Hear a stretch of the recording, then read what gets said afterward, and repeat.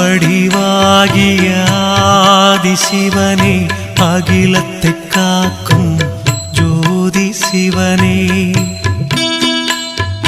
அன்பரின் நெஞ்சினில் வாழும் சிவனே, அண்ணாமலையில்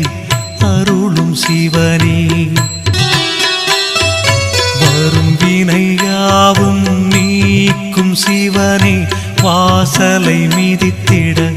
அருளும் சிவனே,